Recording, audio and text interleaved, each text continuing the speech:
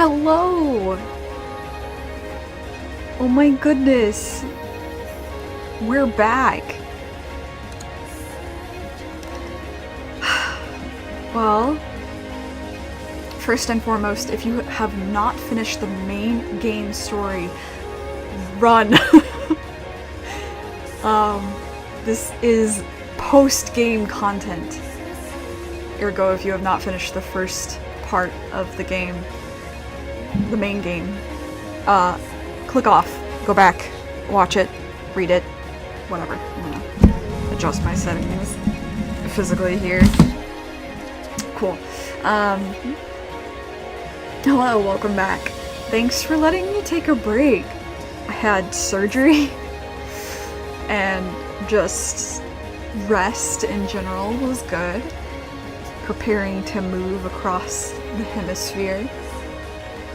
So that was all very needed. But I have missed Fata Morgana streaming. I have missed screaming about these characters. Now today, we are going to jump into Assento, Dele. Now if you look, we have Requiem for Innocence, we have Assento, Dele, we have Happily Ever After, and then this question mark thing we haven't unlocked yet, which we will unlock by playing Requiem for Innocence. We are not going to start Requiem for Innocence until next week. I want to get into something a little different, take a break from the absolute fucking trauma that Morgana's story is, and instead do something a little different. Now, if you're wondering what Assento Dele is about, you're just gonna have to find out, but it does involve Michelle's story. So any of the trigger warnings that were the case for Michelle's door, and, well, I guess mostly door 7, yeah, do keep those in mind for this door. They may be mentioned. I have not read this again since reading it the first time because it made me feel too many emotions, so I'm not blind to it, but I will probably not remember as much as I thought I did. So enough ado, and if I need to take small little breaks in between, please bear with me. Again, recovering from surgery. I'll get used to it. I'm doing better. I'm doing better than I even was yesterday, so anyway, let's get into this. I think we make pretty good friends, don't you?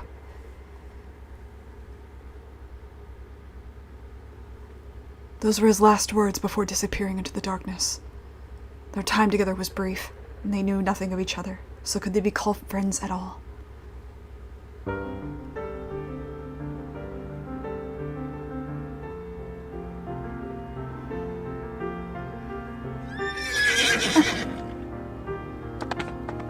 Welcome back, Didier.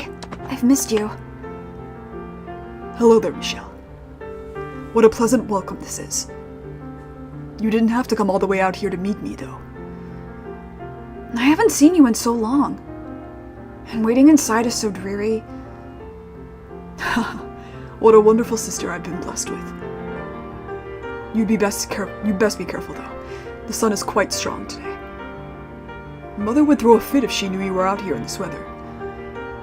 Do not worry. I heard from a servant you would be back around now, so I haven't been out terribly long. And I know you're not one to be tardy either, Didier. I took all the necessary precautions. Well, curses. Now I'll have to be absolutely certain nothing delays my next return. Yes, indeed you will. Well, since you're here, would you like to ride back with me? On your horse? I would love to, but I came on horseback as well. She's tied to the tree over there. Unlike your brothers, your horse is smart enough to follow you back. All right, then I suppose I shall. How was your expedition, Didier? More of the usual. Just patrols, really. No engagements to speak of. Quiet is never a bad thing. I'm not sure if I'd say never. Do you think something might happen? No. Nothing you need concern yourself with, at least. If you say so. Oh yes, Mom. I mean, Mother said she had something important to tell you and to see her as soon as you arrived. Now that I do not like the sound of. I can hardly blame you. Mother has something important to tell you, are the last words anyone wants to hear. You've gotten feisty now, haven't you? Don't tell her I said that. I wouldn't dream of selling out my beautiful baby sister. Ouch. In fact, I beg you not to say anything of the sort to her either. She can be a bit easy to set off. If anyone, I think Georges needs that warning the most. You're on fire today, Michelle. And there she is. The world-renowned Castle Boulanger and our lovely home. I'm not a child anymore, Didier. I know our estate is not nearly as large or impressive as a castle. You used to love when I called it that. I also used to not be 13. 13 is still plenty a child. Now hold on tight. We're going to gallop the rest of the way. Yeah! Wait, slow down, Didier! Try not to fall. Good day, Sir Didier. Thank you. Everyone looks well. Where is my father? Lord Antonin is out on personal business. He should be returning tomorrow. Thanks, because I just missed him.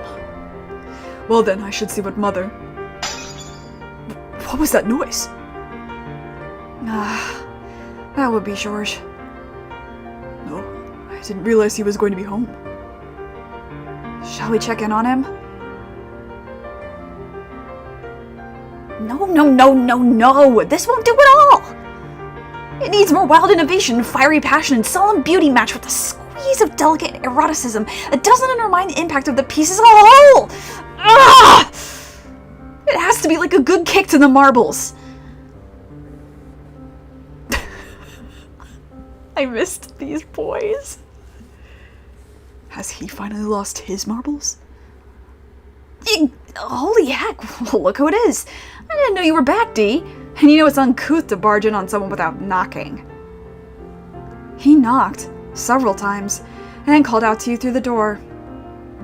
I must say though, Georges, it is much more uncouth to take out your frustration on inanimate objects. Ooh, you're there too, Michelle? I couldn't see you in the shadow of this hulking barbarian. You really are a teeny tiny little gal, aren't you? Mother will not be pleased when she sees the mess you've made of the room. Oh, my dear Michelle. I'm gonna let you in on a little secret. True art is only born from the fires of pandemonium. That's you can at least pretend to care. So, would you care to explain this pandemonium? Ooh, you wanna know? You wanna know all about the masterpiece buried in this wellspring of inspiration? You'll never be able to turn back once you know, but if you're really sure, I can give you all the juicy deets. I don't care that much, no. Shall we see what Mother needs to talk about, Michelle? Yes, let's. Hey, wait! Have you no hearts, you Philistines? You're supposed to grab me by the shoulders and beg to hear what all the fuss is about. If it'll make you stop shouting, fine. Give me the short version. Blah, so much for brotherly love. So the royal family's planning construction on a new chateau in the city, and guess who the king himself asked to do all the paintings for it? Why, moi, of course, the great artiste Georges Boulanger. Is that so? What is wrong with you two? This is huge! It's huger than huge! It is a big deal. Georges, I'm really proud of you. But you're just so insane. I would wager His Majesty did not in fact come within 1,000 meters of you. Life is no fun if you limit yourself only to the truth. I somehow doubt you're in charge of all the art either. So in other words, there's almost no truth to your claims. Hey, I really was commissioned to do a piece for the new chateau. And this disaster area is all you have to show for it. Yep, and I don't know what to do. It's a chance for me to make it into the big leagues. I've got to paint something that'll go down in history as one of the great works of our time. Perhaps it would be better if you didn't put as much pressure on yourself. You do much better work when you're relaxed. You're brilliant, Michelle. Let's go out on the town and let loose, just the three of us. That's exactly what I need right now. I've barely had time to sit down since I got back.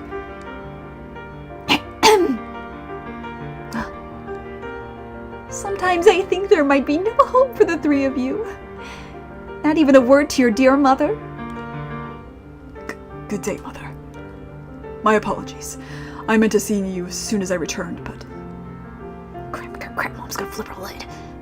We better get out of here before she brings her rat down on us, Michelle. What? Georges. I heard every last word. What big ears you have. I love this motherfucker so much. Care to repeat that? Repeat what, my beautiful mother? I swear, young man. So how did your expedition go, Didier? Did you run into any trouble? No, it proceeded without issue, thank you. Everyone returned safely, by the grace of God. That's wonderful to hear. I prayed for you every day, and it seems he heeded me. I want you to know I've quite missed you, even if Georges and Michel robbed me of the chance to tell you first. I'm deeply relieved to have you back in perfect health. There was no need to be dramatic, Mother. I was never in any danger of not returning. Nonetheless, I too am. And there's no need for you to be so stiff around your mother. Sorry. It's good to be home, Mom. That's more like it. Welcome home, my darling boy. Jeez, just look at him go. A grown man fawning over his mother like a little boy. Make sure you give him crap about it later, Michelle. But... You really need to learn to whisper more quietly. Wonder who you inherited those ears from. I swear you... So, Mother, Michelle tells me you have something important you want to speak with me about. Ah, yes, that I do.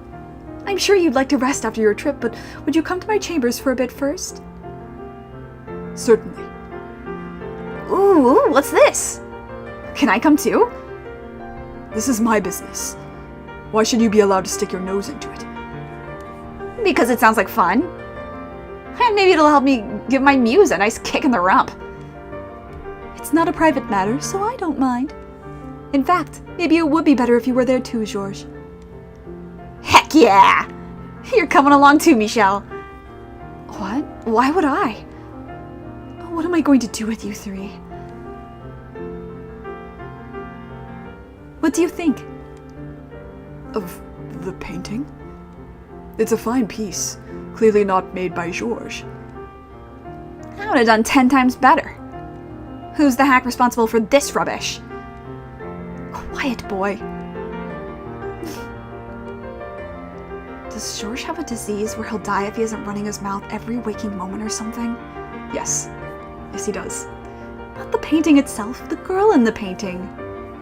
She's pretty, I suppose. Do you like her? In what sense, Mother? Where are you going with this? This girl is the daughter of the Castagnier family to the estate, to the south of us. Or what she will look like a few years from now. In a few years? Then she's still a child. She is, yes, and her family is trying to complete arrangements for her marriage as early as possible. Her marriage? The Castagners are a respectable family with lots of land. We have plenty to gain from this arrangement.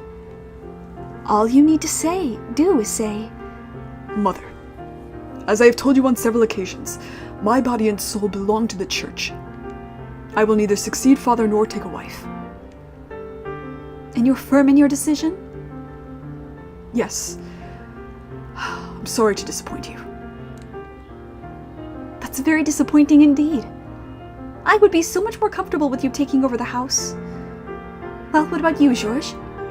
Do you have any interest in her? Well, I don't know. Not really feeling it. Now, Georges, you do realize that Didier not becoming heads means that you will be, right?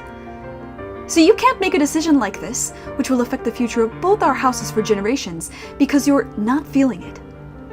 Yeah, it's product of the times, Lydia. That's easy for you to say, Ma, but I can't change what appeals to me. It'd all be for nothing if we couldn't hit it off and never had any kids. And tell me, what is there not to like about her? She's a beautiful young lady. She's pretty, sure, but I'm getting nasty vibes from that picture. Looks like a real sourpuss. I want someone more, cheery if I'm gonna have to spend the rest of my life with her. I wouldn't go so far as him, but there is something about her that doesn't sit right with me. I'm not sure how to put it into words, though. She just looks that way in the painting. I'm certain you'll find her to be a lovely girl when you meet her. How can you be so sure? You haven't even seen her yourself. Anyway, not interested, and that's that. It's such a wonderful offer, too. Once I'm sworn in as official court artist, I'll be up to my ears in marriage offers. Something even better will come along, I promise. I'm afraid with your attitude, this may be the last offer we ever see. Don't you worry. We've got ourselves a proud knight of the order, the most sought-after artist in the land, and a brilliant, beautiful princess. If that's not a recipe for success, I don't know what is. Oh, Georges. Is something troubling you, Michel? What? Oh, no, nothing. My mind was wandering, that's all. See, look what you did, Mom. You upset Michel by being such a worrywart. Throwing me to the wolves, are you, my boy? Oh, dear Michel, I'm just being cautious about our future. I'm not as worried as I may have sounded. I have the 3 most wonderful children in the world. I couldn't be more blessed. We're strong, and together we're even stronger. I have no doubt in my mind we'll thrive and grow for generations to come. Yeah. We'll all be together forever. Ouch! Ouchie ouch.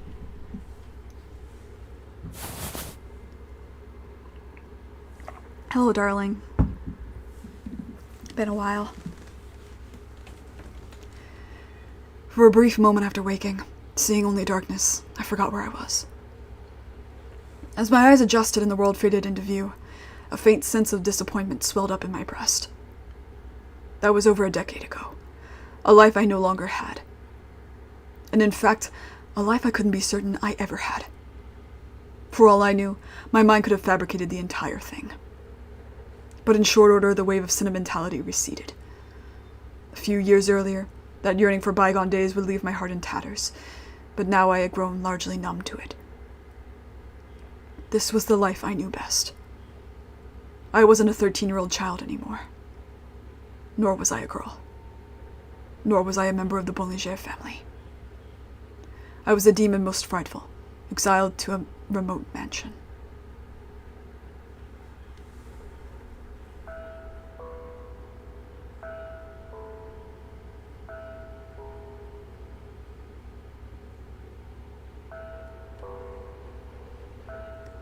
Kill the accursed thing. Those were the first words uttered by the witch upon my discovering the being lying in a heap outside the front door. The witch had haunted me ever since the day I resurrected her at the top of the mansion's observation tower a few years earlier. At first, her constant whispering in my ear had been insufferable, driving me to my wits' end. I did everything I could think of to deny her existence and push her out of my life. But that too had passed. I had been drained of all will to fight against her, or frankly, feel anything at all. No joy, no anger, no frustration, no sorrow. Perhaps that could be said to mean she had defeated me, but in retrospect, the witch causing me to encase my heart in stone had consequently kept me from being miserable every time I received a letter from my mother. It made me think getting worked up over some stupid words on scraps of paper was a waste of time and energy. So while I wasn't at the point of gleefully cozying up to her, it was true that her presence had made my life easier. I can't stand the sight of it. It's utterly dreadful. The witch wanted me to kill them, but instead I crouched down to get a better look. They seemed to be dead already. It appeared someone had died on my doorstep. And because of the way they were clothed, I couldn't make anything out beyond that at a distance. It's faint, but they're still breathing. Look, you can see their chest moving. I'm surprised she noticed. I can barely tell from up close. I reached my hand out to roll them over, at which point the witch gave me an exaggerated sigh. I wouldn't recommend touching them. They're diseased. That's why they look like a human raisin. That was indeed one way to describe them. What had first come to mind for me, though, was something I had read in a book about how desert cultures would mummify their dead. The person on the ground looked like what I imagined a mummy did, though I was under the impression mummification was performed in order to preserve the bodies of high-ranking individuals, whatever. It's been a while. Which is to say you weren't likely to find one collapsed on your doorstep. Ignoring Morgana's warning, I put my hand on their arm. It twitched, and they let out a groan. Just a swift stab through the heart and they won't have to suffer any longer. The person didn't seem to have enough strength to sit up. Barely enough to hold on to their last vestiges of life. Their fingers continued to twitch, but it didn't seem deliberate. The tall grass in which they were lying seemed to want to swallow them up. Do it, my dear. Send that poor soul to heaven by whatever means you please. Or perhaps they'll end up in hell. They're not long for this world, with or without my help. And who's going to have to deal with the rotting corpse in a few weeks if you just leave them there? Next month's delivery boy, presumably. Imagine the look on his face when he finds it. Imagine what he'll tell your family when he returns. It would make everyone's lives easier if you just killed them here. Bury them somewhere nearby, let them nourish the earth with their flesh. If there's any nourishment left to be squeezed from them, that is. Or you could try luring some animals here. There wouldn't be a trace of gore to clean up if you let a couple wolves at them. And they get a nice meal out of it, so everyone wins. I can't imagine they'd find much to enjoy on this pile of bones. How cold. You have no room to talk. You're clearly enjoying yourself. My, what would ever make you think that? There's been nothing to entertain you recently. I certainly haven't been talking much, and nothing of note has happened. I can tell you've been bored. A few quiet weeks hardly counts as boredom compared to the years I spent in slumber. If you say so. Brushing the witch's distractions aside, I put my hand back on the vagrant's arm and flipped them over so I could get a better look. They were much lighter than I expected. Their arm was little more than flesh and bone, and that flesh felt like leather. I couldn't guess their age or even gender. They were dressed in unadorned brown robes and a cowl. One thing stood out about their dress, though. Their mask. And when I removed the mask, I was greeted with torn, wrinkled flesh and eyes so sunken it was disquieting. I wasn't sure what I saw beneath it could even be called a face. Bandages covered their head from the nose down, and what hid beneath them was in even worse condition. I couldn't tell where their nose ended and their cheeks began, and their lips had curled back into their mouth, turning it into a gaping gash. Even as close as I was, I could barely make out the sound of their breathing. They almost certainly wouldn't survive much longer. Good heavens. As I thought the witch might some compassion in her heart for the dying vagrant, Get rid of that filthy thing. I was immediately proven wrong. Her tone of voice was like that of someone who had found rotten food in the pantry while looking for something to eat. As I said, they're diseased. You should stay away unless you want to end up like that. Your legs too frail to hold you up. Your body withered and your eyes sunken, worthless orbs. It's highly infectious. It is not the Phantom of the Opera, it is leprosy. Actually, I'm not sure if this is leprosy. I should have looked that up before starting, to be honest. I largely ignored the witch's whisperings. She liked toying with me, so I couldn't take what she said at face value. She was more than happy to lie or exaggerate for the sake of tormenting me. There was no guarantee their ailment was contagious at all. So just hurry and get rid of... Are you listening to me? I hoisted the vagrant onto my back. A simple task even for me, perhaps the least fit man in the world. They were smaller than me, but not child-sized. It was like I was carrying an empty sack of skin. This will give you something to stave off your boredom. I told you I am not bored. Heavens, I never took you for the kind of raving lunatic who helps strangers. It could be the Phantom, also French.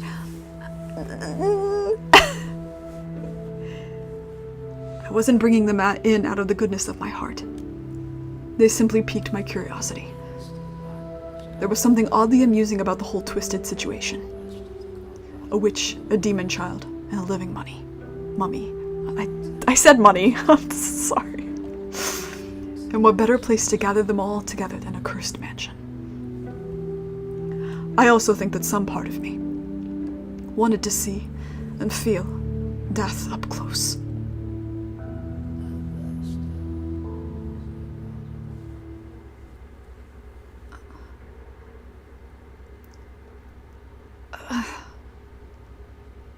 What's going on? I can't see a thing. My eyes finally started going, and I was so close to that mansion. But I guess this is the end of the line for me. Wait, no, I still have my vision. It's just dark as hell. Where in the world am I? I'm on a bed? Good morning. And who the hell is that? What's going on? I don't... but maybe. Can you not speak? No, I can talk, but it hurts. I was just a little startled. By what? The angel that's come to meet me at the gates. Yes. I'm so happy we finally are meeting this character.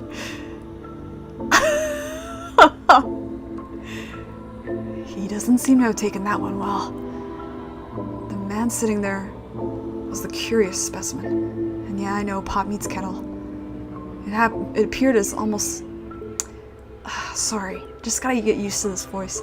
It appeared almost as if he was part of the surrounding darkness, an ethereal being that might vanish when I next blinked. Not human, but merely something taking its form. Though the more I looked at him, the more it seemed like, rather than him being a part of the darkness instead radiated from him. Which is probably where the angel bit had come from. This isn't the afterlife. No, I guess it isn't.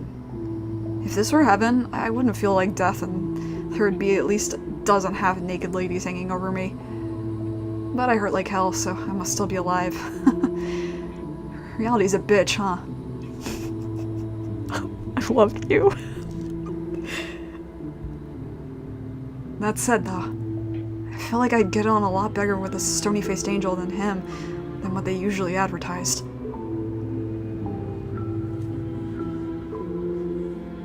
The sack of bones... Oops, sorry. The sack of bones in bed had a voice like dry leaves scraping against one another. While carrying them to the room, I noticed several of their joints seemed to bend in ways they shouldn't, so I thought they might be on the older side. But upon closer inspection, that didn't appear to be the case. The way they talk makes them sound young, too. I'm going to guess a man. Early 20s, maybe. If you're not an angel, then you must be the witch. I beg your pardon. I'm just kidding. Don't bite my head off. You don't look anything like a witch. He's not as far off the mark as he thinks. But he doesn't need to know about my childhood. So hey, would you mind sparing a bit of water? My throat hurts like 12 kinds of hell. And I'm sure you'd appreciate being able to understand me better. There's some right there. Huh? Oh, you already got some for me. Thanks. I can't unbend my damn arm. You mind grabbing that for me? Did no one ever teach you how to say please? Oh, lighten up, would you? Show a dying fella some pity.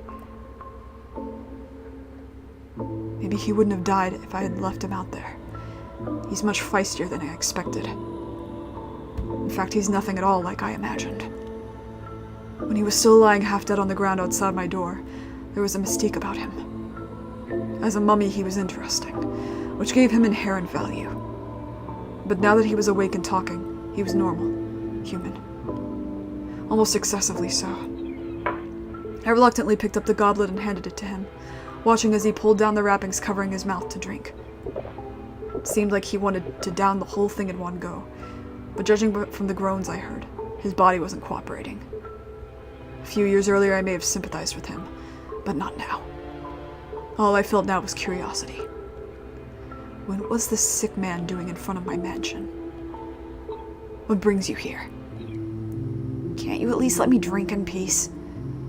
Let me tell you, man, I'm in no shape to be multitasking. It takes all my attention just to drink a glass of water. Plus, it's darker than hell in here. I can barely see what I'm doing. You're free to leave if you're not happy here.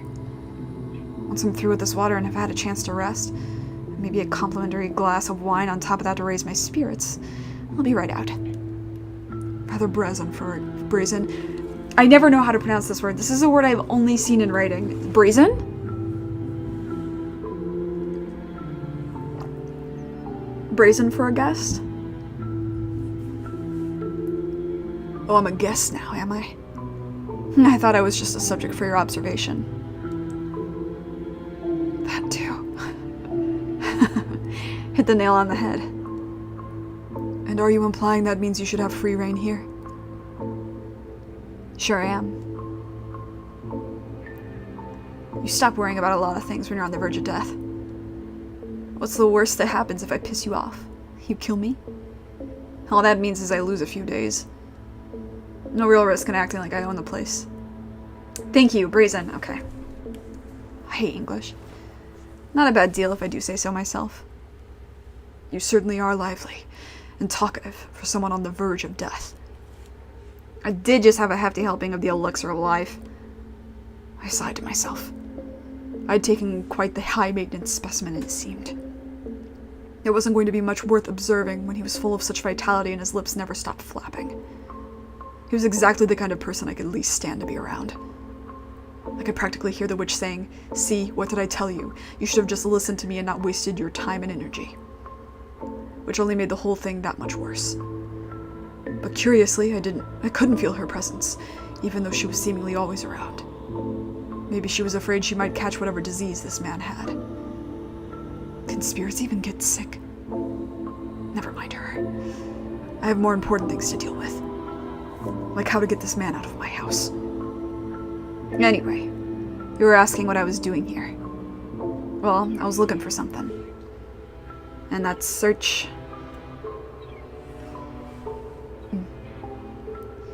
Back up a sec. What is this place anyway? Sure doesn't look like a tiny little one-man shack. Not that I can see much in this dark, but these furnishings don't look cheap. It's a mansion. Yours? Half of it, roughly. So what, you live with someone? In a sense. Now, I don't want to sound rude, but... Oh, we're well past rude at this point. Go on. Already making friends. So I'm curious, there wouldn't happen to be any rumors about this place, would there? Such as? Like, say, a cursed witch dwells within its halls. Oh, for the love of... That's what he was searching for. Hell yeah, I'll take that sigh as a yes. Excellent, fan-freaking-tastic. I was heading in the right direction. Let me stay here for a little, please. Are you out of your mind? I have a favor to ask the witch. That's the whole reason I came here. I don't know what you've heard, but the witch isn't one to go around doing people favors. Whatever your wish is, it won't be granted here. Hey, you never know. There's a first time for everything. And I doubt this is it. Why is he so fixated on the witch anyway? The witch of legend was said to be cursed. She was spoken of around these parts only in whispers, and people stayed away from the mansion for fear of provoking her wrath. Her curse had destroyed an entire city, it was said. I had no way of knowing whether that much was true or not, but I did know that the witch was real. I couldn't figure out how someone who'd hear the rumors about the witch and decide I'm going to ask her for a favor. It's beyond ludicrous. Well, now that that's out of the way, thanks to the hospitality, buddy. Stop right there. I never said you could stay. Anything I could do to change that? Not a thing. I was hoping I wouldn't have to do this, but you've left me no choice. I'm staying with her without your permission. What the hell makes you think you have the right? I'll happily comply with whatever the head honcho here decides. But remember, you said the mansion was only half yours. So until there's an unanimous agreement to boot me from everyone with a stake in the property, I'm sticking around. This little weasel. I won't just be a straight-up leech, though, don't you worry. If you need help with anything, chores, whatever, just give me a shout. But to do that, I guess you need to know what to shout, huh? The name's Imian. Pleasure to meet you. Imian! We're here! I love you! I love you! I love you!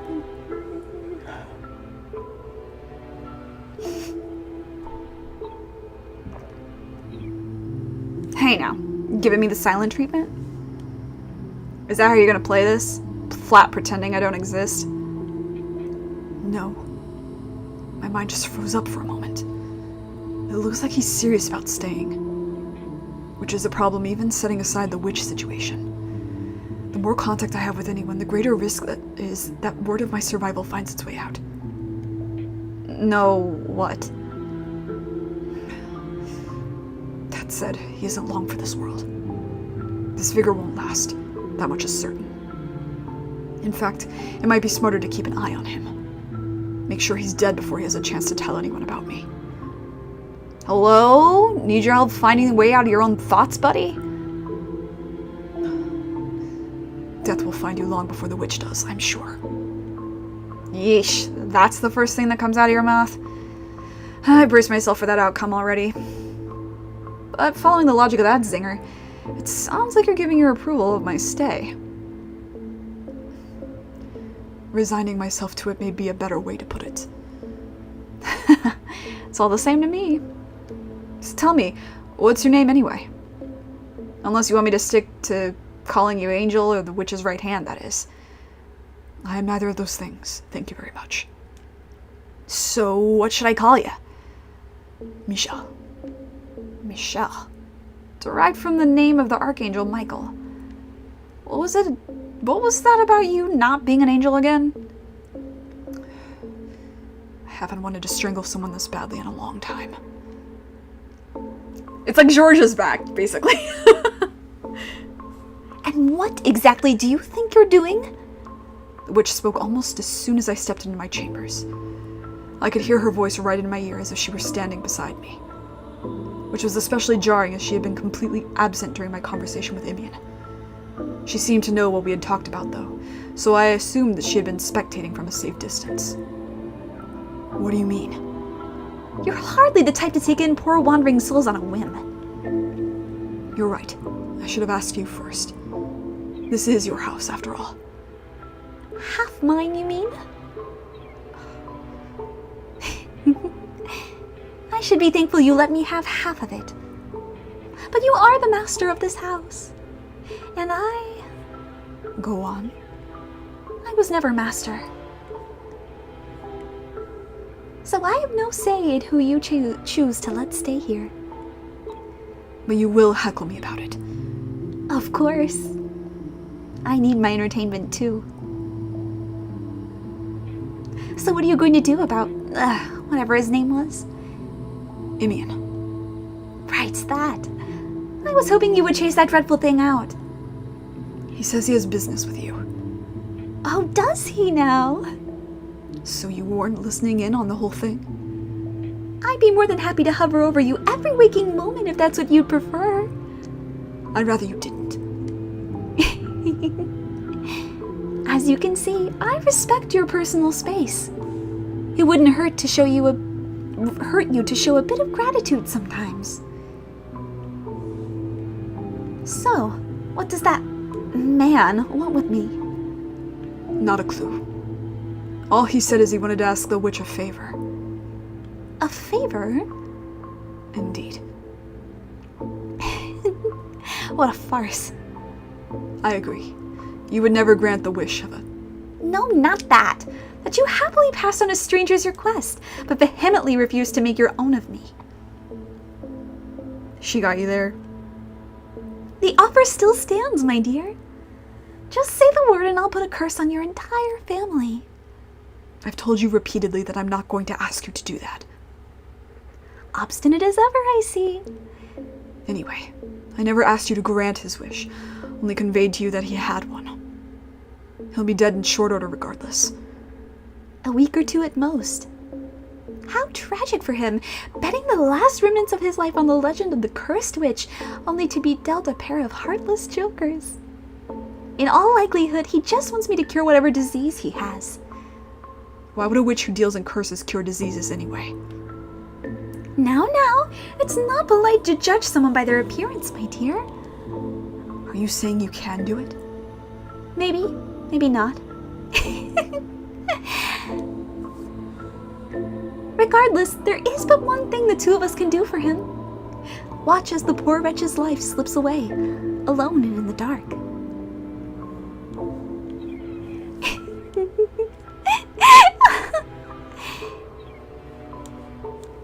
I missed Morgana. I missed Michelle. Also, I like Imian's little... Sorry, you hear that noise? It's me getting something to push my bangs back. I'm in like this awkward part where my bangs are long, but they don't quite reach behind my ears yet. Also, yeah, I love Imian's little star and moon motif here.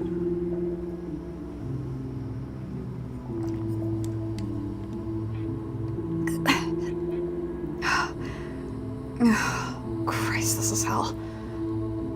It shouldn't be this exhausting just to walk down the hall. I'd sure love to get a little more light in here.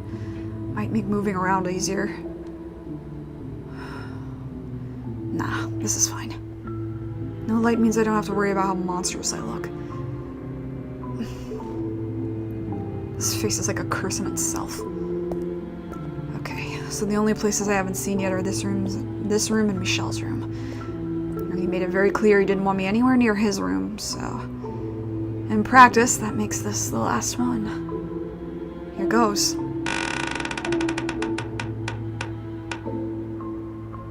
Damn. A huge stained glass window sat at the back of the chamber. The archangel within casted a faint light across the room. The light almost burned my eyes, which were still acclimated to the darkness. It felt almost like I was in the presence of an actual divine being. So we've got a guy named after an angel and a stained glass window of an archangel.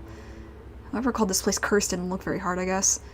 This is closer to a damn temple, if anything. As I approached the source of the light, the shape of the room came into view. Rows of pews, a pulpit, and a cross. Looked like I was right on the money. I was in a chapel. Or the remains of one, anyway. The wooden pews had rotted to the point of uselessness, and the floor was peeling all over the place. It was like an abandoned shrine to a saint, hidden away in dark corners of a mansion. Fascinating. The worst of it's been mended, but you can still see the marks on the wall where it looks like it's been struck with a sword or something. Did a battle take place here? There's splotches of black on the floor. Bloodstains, maybe? There's something on the pulpit, too. Oh, my mask. I figured he threw it out. So Michelle isn't all cold and heartless after all. Or maybe he just didn't feel like going outside. Who knows? Either way, I'll happily take it back. He's already seen my face, so it doesn't change much. But I feel better covering it up either way. My disease was highly stigmatized, and said to be just as infectious. Not only was it obvious from my appearance, I was also required to carry around a bell to alert others to my presence. I lost that while wandering through the forest, but up until then, whenever I went to a town or a city, I had to ring the bell as I walked. And surprise, surprise, it invited all sorts of dirty looks and people scrambling to get away from me. Churches would sometimes offer me aid, but that was a once-in-a-blue-moon occurrence. Effectively, I'd been through nothing but hell up until now. I hadn't done a damn thing, and yet they treated me like a murderer. In fact, I'd almost bet a criminal didn't get half the crap I did. I don't know, ask Yukimasa. Just thinking about it killed my mood. He didn't hesitate to touch me, though. Does he not know what I have is contagious or something? I mean, it makes my life easier, at least. Speak of the goddamn devil. Hey there, Michelle. It's been, what, a couple hours?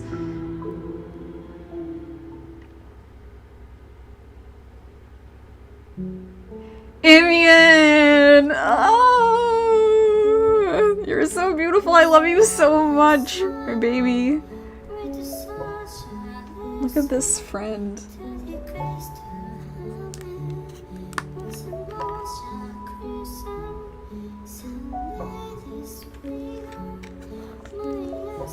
Love you, King. Also just noticed, like, the way his cloak is tied up, there's, like, a nail? Is that what's happening there? That's very strange. Anyway. I found Amian in the chapel. He had put his mask back on, despite the fact that I already seen what it hid. I couldn't imagine what he gained. Whatever he gained from wearing it was worth the obstructed vision. But surely he had his reasons. One hell of an impressive window you got here. I know! I know!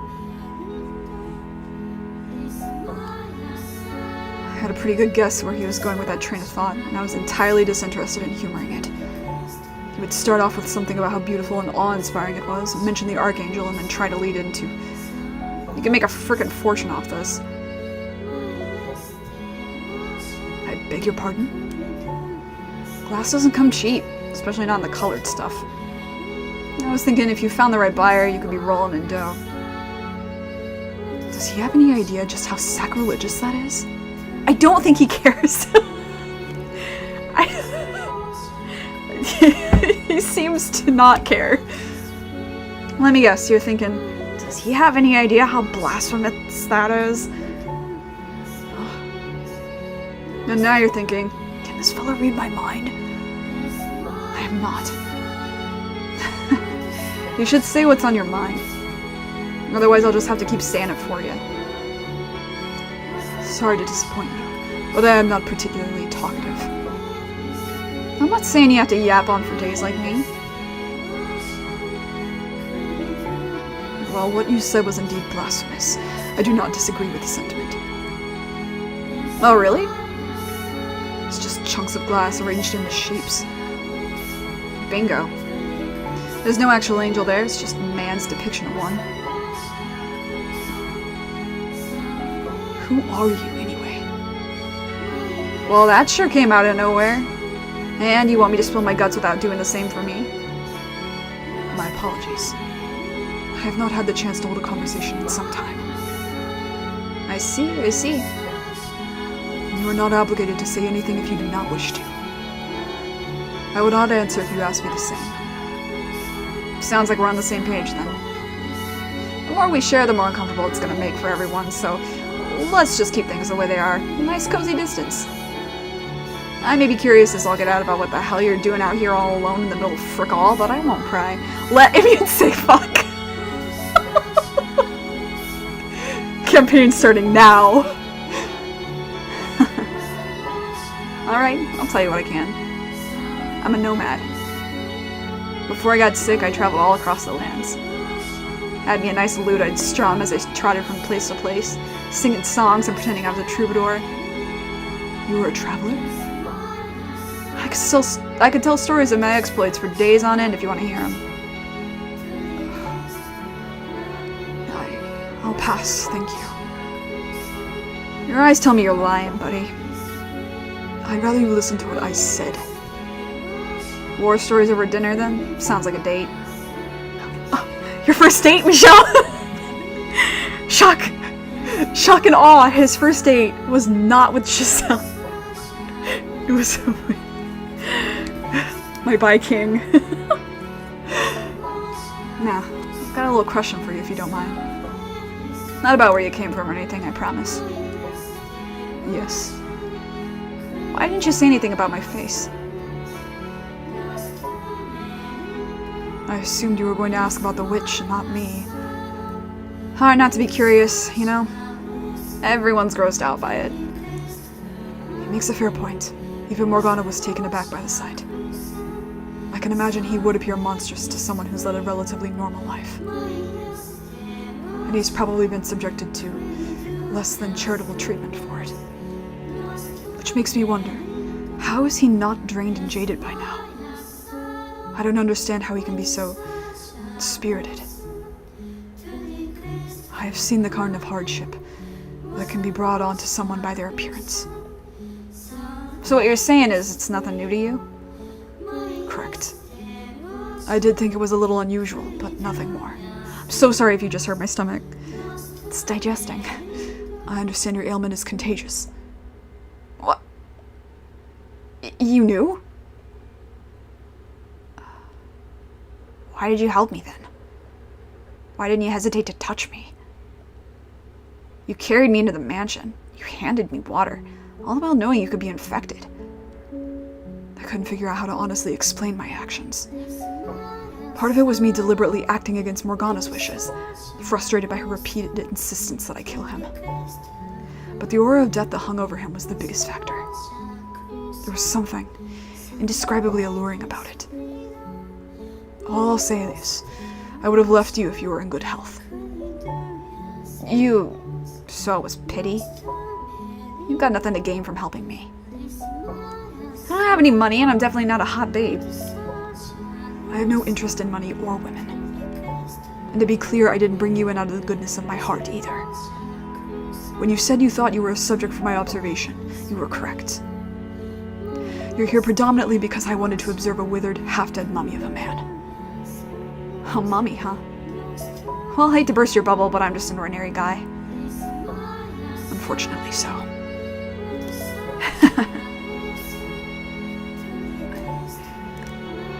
And here I thought you were only observing me because you didn't know about my disease. Never would have guessed it was the other way around. God, you really are one of the most bizarre fellows I have ever met. I was just going to not say anything, keep it to myself. Use this as a chance to stretch my wings, enjoy not just being the unclean for once. Didn't much care either way if you ended up catching it. So The witch has declined your request to speak with her.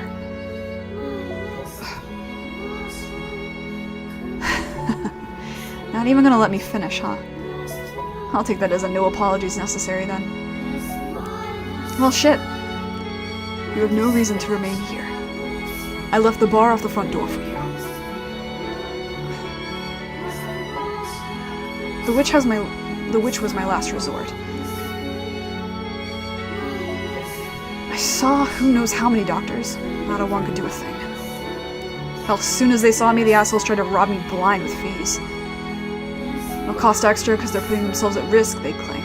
Wow, good to know the healthcare system has not changed in 1,000 years. Jesus. So I traveled to other cities, towns, villages. If docs weren't going to do anything, then maybe I had better luck with regional remedies. Anything from herbal stuff to straight up hocus pocus. No effect to any of it. I have no interest in an apology or his life story. So why haven't I turned and left yet? Why am I standing here, listening to him talk? All that was left for me, there's a typo there, okay. All that was left for me to turn to was God and the devil. When I figured God would just say, accept your lot in life. Shrug his shoulders and tell me to die in a ditch. But I wanted to live. Even looking like that. See, I'm right. So what? Do you believe that if you tough it out, one day your valiant efforts will pay off? That there's a light at the end of the tunnel? Because that's all fairy tale nonsense. You're right. The real world doesn't work like that. We just tell ourselves it does because it makes it easier to get through the day. But the fact of it is, life's a big old swamp and no one's got a map. One wrong step and it swallows you whole, like a game designed by a goddamn 5-year-old. The odds are stacked against you, but like hell I'm gonna go down without a fight. I got nothing to show for it yet, which is exactly why I'm not ready to kick the bucket. You never will have anything to show for it either. Your desire to make something of your life will only serve to drag you deeper into the depths. The more you tell yourself you can, the greater your pain when you realize you can't. Sounds like a hell of a lot like you're speaking from experience, buddy. As I said, the witch will not be seeing you. You would do best to look elsewhere to fulfill your dying wishes. You never know, bud. Tomorrow's another day. Maybe she'll be in a more accommodating mood then. Well, I'm sure not gonna let one measly no get the better of me. The witch Morgana is a sadistic woman. If she reveals herself to you, it will only be to torture and kill you. Can't say death much scares me these days. It's knocking on my door regardless. And you can never say for sure. Every woman's got at least 2 masks she switches between. Maybe she'll pick a friendlier one for me than she does for you. You're a damn fool if you believe that. And she's a witch. Even if she would hear you out, she doesn't have the power to heal you. Ruin and destruction is her singular desire. Those are 2 things, Michelle. Those are 2 things.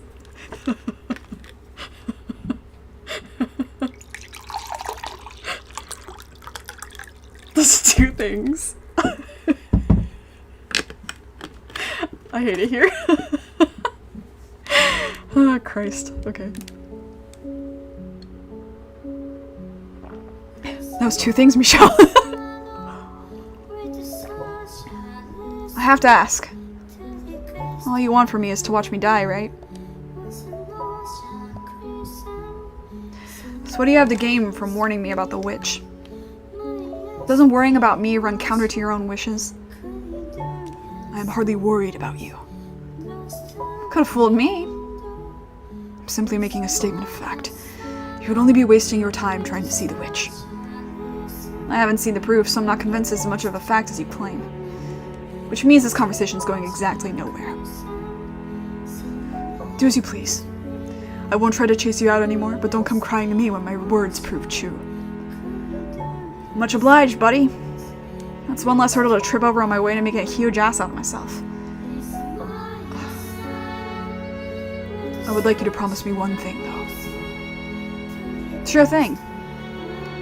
I'll leave the bar off the front door, so when the time comes, make sure you save enough energy to get yourself outside before you die. I don't want to have to clean up the mess. You're a real treat, buddy. Besties! Let's go!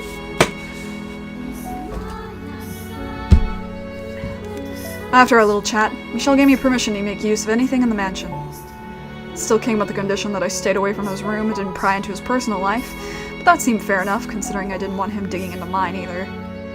In fact, I couldn't have asked for a better arrangement.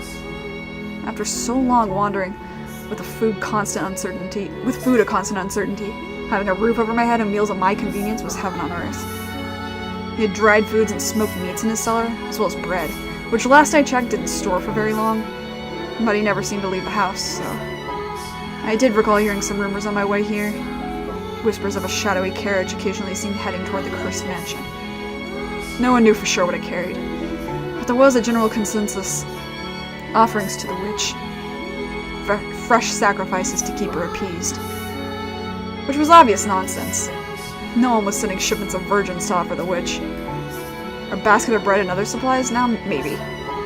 Rumors have a way of taking on a life of their own, but that was so patently absurd I couldn't believe anyone bought it. It still left me with scores of questions, though. Who was bringing Michelle the supplies? And for what purpose? Why did he never leave? Was he imprisoned here for some iniquity? But obviously I had no intention of seeking out the answers. If we spent long enough together, I'd probably find out eventually. But I knew damn well I didn't have that kind of time left. What point was there to lifting the curtains on someone else's life when chances were I was going to croak not long after? I had no intention of repeating Pandora's mistake. If I was going to spend my last days here living with him, I wasn't going to get anywhere near that jar and risk making waves. couldn't say whether or not that was the best strategy. But regardless, I made it through our first 2 weeks together well enough. And in those 2 weeks, it seemed like the two of us were talking more and more. I was standing before the stained glass window. It had become routine for me to spend a few hours of each far too long day in the mansion's chapel. I wasn't so naive as to think that Angel would grant me relief, but I did sort of enjoy being in the presence of something so magnificent and undeniably beyond my reach.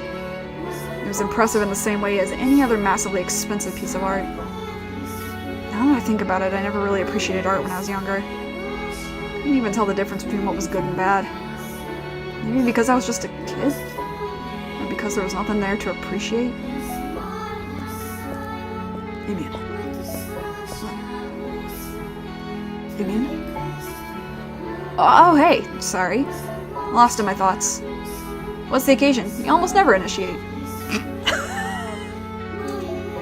I'm sorry. I've been reading a lot of yaoi. Not even yaoi, just BL nonsense. Just fanfiction. Listen.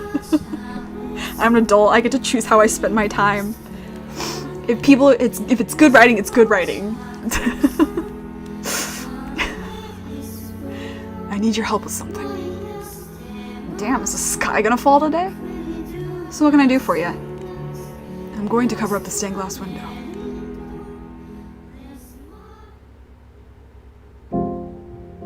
You're gonna... what? It seemed, unsurprisingly, that was the last thing he expected to come out of my mouth. And the incredulity was obvious even in his raspy old man's voice. Oops, I haven't been giving him that, but listen. He deserves a sexy voice. And also, I don't want to ruin my voice. I could easily imagine the expression he might be making beneath the mask, if he had a face left to make with it.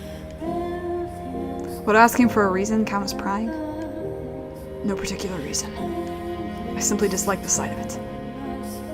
Well, that's a damn shame. I rather enjoyed my time with it. I seem to recall you saying it was nothing more than colored glass. In a spiritual sense, sure, but do I look like I'm praying to it? No, I'm admiring the craftsmanship. It's one hell of a piece. I see. But I've pretty much got the thing memorized by now, so sure, let me give you a hand. Thank you. Follow me. I gave Emian a quick glance, then started off down the hall.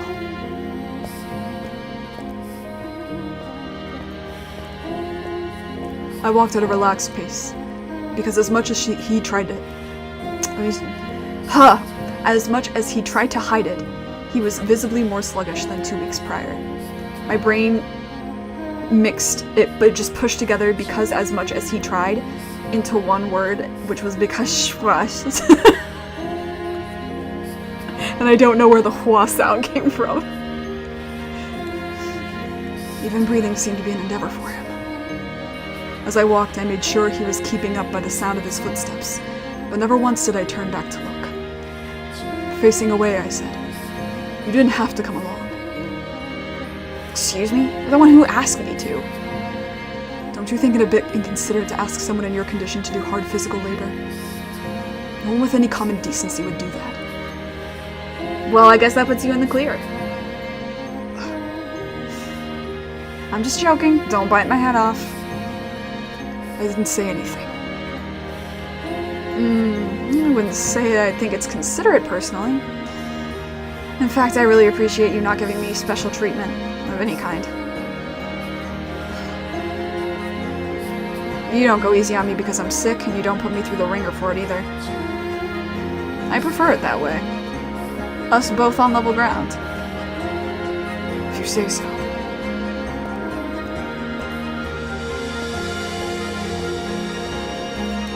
I know I just said I appreciate you not going easy on me, but this is a bitch. It is a bitch, but it's also a bit much, don't you think?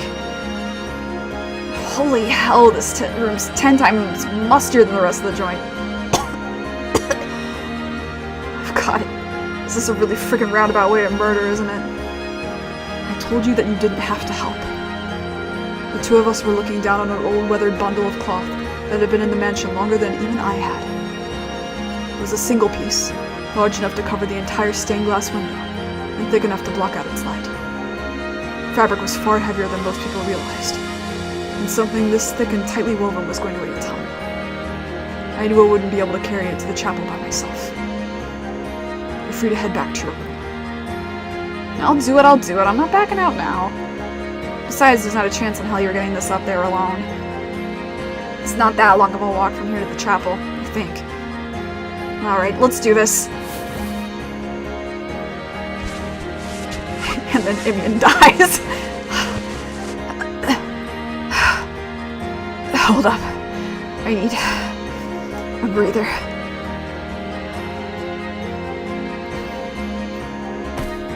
Ugh. Hey, don't drop it without warning me, you asshole. And quit trying to act like you're hot shit. I can see you're just as winded as me. What do you know? I'm perfectly fine. Someone is out of shape. You're the last person I want to hear that from. Hey now, at least I have an excuse. You're in perfect frickin' health. Look at me, I'm half dead here. Before I get sick, I could run for 24 hours straight, no problem. Alright, let's get going. Are you deaf?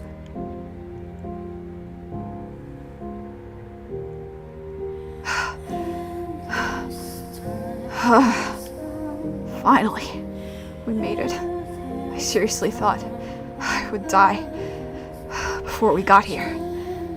That's one for the gravestone. Died carrying a bundle of fabric.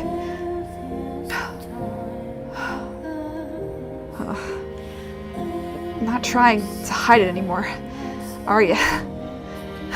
Yeah, they're like the weakest boys in the world. I love them so much.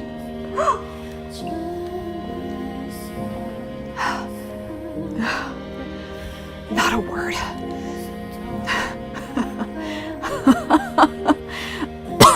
Oh god, I'm laughing and coughing. Where is this coming from?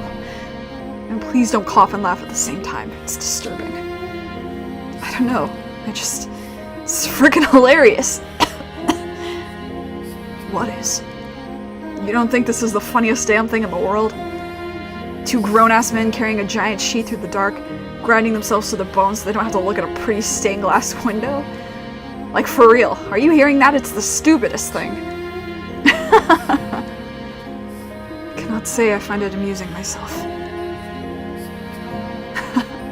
Well, you're lost, buddy. Let's finish this up then, shall we? I assume the pulpit isn't nailed down, so we can use that to get some hide. He seems to be enjoying himself. I can't imagine enjoying much of anything in that kind of condition. I'm not sure if I'll ever understand him. The way he's being so upbeat is kind of bringing me down. Why should him acting cheerful have any effect on me? I buried that emotion long ago. What are you doing here exactly? Huh? Haven't we been over this? I want to ask the witch. You're no fool. I don't need to tell you that the witch isn't real. For the past 2 weeks, I let Emion explore the house as he pleased. He'd likely seen everything but my chambers by now. It should have been obvious that there was no third person living here. I was the only one who could hear the witch's voice. I was the only one who could feel her presence. All the servants my family had sent over the years were proof of that. She may have existed for me, but from his perspective, there was no meaningful difference between that and her not existing at all. Remember what you said in the storeroom. There's not a chance in hell you're getting this up there alone. If you still believe that the witch was real, you still believe there was a third person living in this mansion, you would have said that. What do you want from this place? Somewhere to die? Do you want me to make this your final resting place? Someone's feeling talkative today. This isn't funny. It's comfortable here. There's a warmth to the darkness. It doesn't reject me for being impure. Impure. That's what everyone says about me. I have no say in the matter. I have an impure disease, so that makes me impure. I think it's story time, what do you say? This time, we'll go into a little more detail. My life was set. I had dozens of friends and a wonderful, loving family. I didn't bother with the family business, instead spending my days wandering. But on one of my trips I got sick, and I got scared. So I rushed back home, wanting nothing more than to see my family and friends again. But when I got there, no one recognized me as me. They called me a demon impersonating their Indian. A demon. He's saying the Bollinger family has no need for a demon child. That you're a mark of shame on our name. So he's going to have you executed. They came to the consensus that the real Indian was still off traveling. They wouldn't accept me for who I was just because I didn't look like what they thought I should. What does that have to do with my question? Basically, what I'm saying is, there's not many people who are willing to see the truth. The truth. That I am who I say I am. That I'm Imian, not some evil doppelganger. The only person who sees me as an ordinary fella is you, Michelle.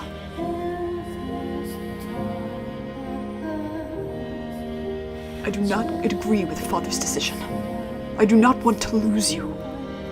I don't think you're a demon child. Don't misconstrue apathy for it. I don't care why. All that matters is that you do. You see me for who I am, and that's the most amazing feeling. I haven't done anything to warrant that reaction. And if there's one thing I can tell you, it's that it's foolish to rely on anyone for emotional support. Don't blindly put your trust in me. Don't expect anything out of me. Please. They call me a demon. Did we just become best friends? Like I said, I don't care why. Sorry if you can hear fireworks in the background. Unfortunately, it's a holiday. as I stood there in silence, the man's laugh echoed off the chapel's walls. He then climbed onto the pulpit, which was probably brutal on his joints, though he didn't show it, crossed his legs, and looked up at the glass angel. His arms were as thin as twigs, his voice raspy as an old man's, his hair devoid of all sheen, his entire body deteriorating. Even the most callous of men would cringe at the piteous sight. Yet he sat there with his head held high, a smug smirk on his face. For a split second, the thought crossed my mind that if the name Michel didn't belong to me, but to him instead, he would have been able to just laugh off that painting. And as soon as I caught myself, I froze. Back to your question. What do you think? Why do I want to stay here even though the witch doesn't exist? I knew what he wanted me to say, and I knew that I couldn't. I hadn't done a single thing to deserve that from him. What he felt was disproportionate to reality. Silent treatment again? You figured it out, though. I know you have. There's your answer. If I were even half what I used to be, I'd love to drag you out of this house kicking and screaming. Travel far and wide together. Find a place you feel more at home than anywhere else in the world. Be nice, wouldn't it? Leave me out of your fantasies. He can only think that way because he led such a cushy life. That may have come crashing down when he got sick, but only someone who had been well off would ever think that there was hope to be found outside. And on top of that, he was simple and honest enough to admit it. I'm just jealous of him. That's all this is. Take a seat up here on the pulpit with me. Feels like you're shoving your ass right in God's face. I wish I'd tried this sooner. It's freaking incredible. It really is. It really is. Sorry, I missed the cadence on that. Yeah. Between the two of us, a guy who probably couldn't overpower a rabbit and someone on death's damn doorstep, Covering up the stained glass window was a grueling task. That day marked a turning point in our relationship, though. It was an insignificant change, something I doubted anyone but us would even be able to notice. But it wasn't a degree that mattered. There was a real shift in the air between us. Michel didn't seem to be so persistently wary of me anymore, and I started to feel more relaxed in his presence. I didn't have to prove anything to anyone here. In part because he didn't pry into my personal life, but also because my time was so limited, I didn't have any reason to keep up a front anymore. The biggest factor, though, was that no one here knew who I was.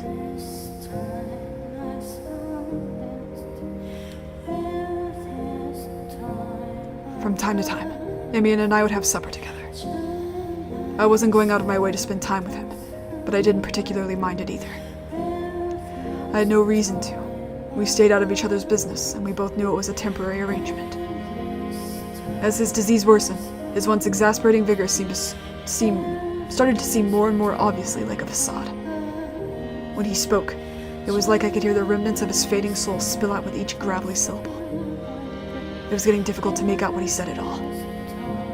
But he still persisted to act as though nothing was wrong around me. So I acted in kind, making sure not to touch on his deteriorating condition. You know, we never did get around to talking about my adventures. No one's stopping you. You could just be honest and say you want to hear them. I can see it in your eyes. You love adventure stories. Not only that, you want to go on some yourself. That could not be further from the truth. Alright, let's see. How about the story of the battle in the Northlands? About 5 years back, I was traveling to the lands of the far north. Heavy snowfall covered the land in winter, stretching as far as the eye can see. With the arrival of spring, it would melt and rejuvenate the earth. It was a lot colder up north than it is down here, but the lands were fertile nonetheless. And naturally, where there's fertile land, there's people fighting over it. 2 countries, one to the east and one to the west, vied for control over this particular area. I watched the battle from the safety of a nearby hill. The theater for this battle was a large plain, a sea situated to the north. Separating the two is a river flowing south from the sea. It wasn't a very deep river, though. Both horses and infantry could cross it, albeit with some difficulty. The Western Army attacked first. They outnumbered and were better equipped than the Eastern Army, their soldiers well trained and commanders sharp. Planning and organization all allowed them to cross the river with ease. And once they were on the other side, they stormed the Eastern Army. Now, how do you suppose the battle went? It wouldn't make for a very good story if the Western Army simply went on to defeat the Eastern Army. Because you're asking, I presume the Eastern Army had something up their sleeve. Jeez, you're the worst kind of person to tell a story to, buddy. Play along at least, would you? I hate to burst your bubble, but I am not a child listening to a bedtime story. Well, you're right about one thing. I would have framed things differently if the Western Army was going to win. Maybe gone into detail about how advanced their equipment was, how strong their soldiers were, and maybe dropped a commander or two. But no, the Western Army did not conquer the Eastern Army. In fact, they were both defeated. Oh? Yep, thanks to the intervention of a third force.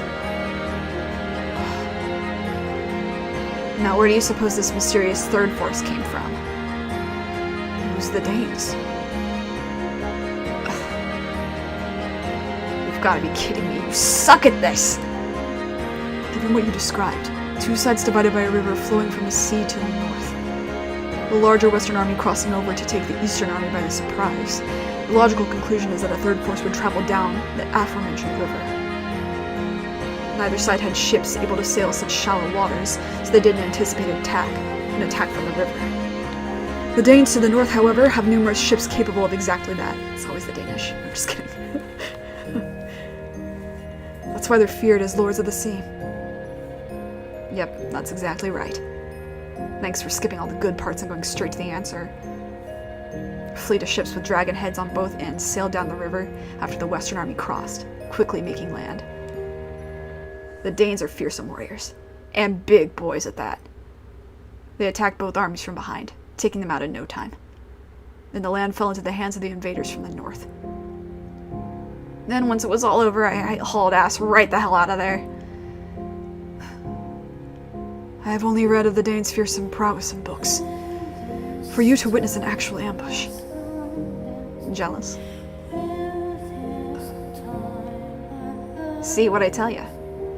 You're all about these adventure stories. I am not. Well, I sure am. The Danes, they can travel both shallow waters and the open sea. The whole world is at their fingertips. Everyone just thinks they're savages. They don't see their potential. So true. I wonder what's out there, across the seas. What wondrous world awaits beyond those waters. I bet it's heaven on earth out there. A land unlike anything you can find traveling on foot. So long as man infests the surface, you will find no heaven on this earth. Too real. I knew you weren't a people person, but hot damn, you're worse than I have ever imagined. You can't make it through life on misanthropy and cynicism alone. Someone needs to teach you how to dream, buddy. Dreams are just that. Fantasies never to be realized.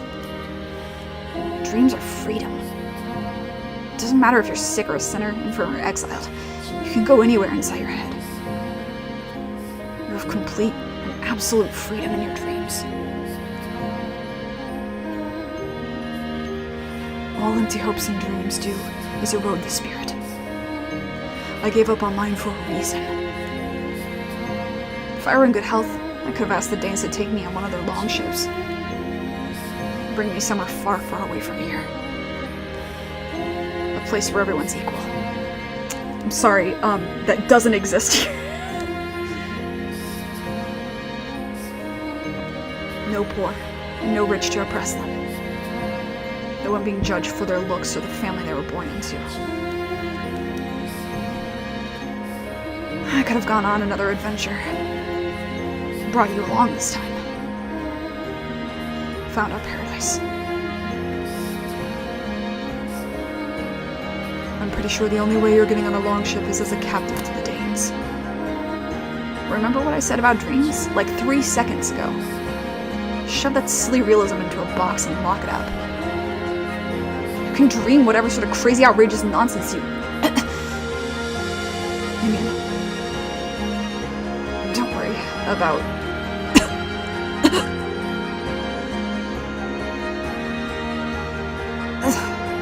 Okay. So back to... story time. After I escaped from the Danes...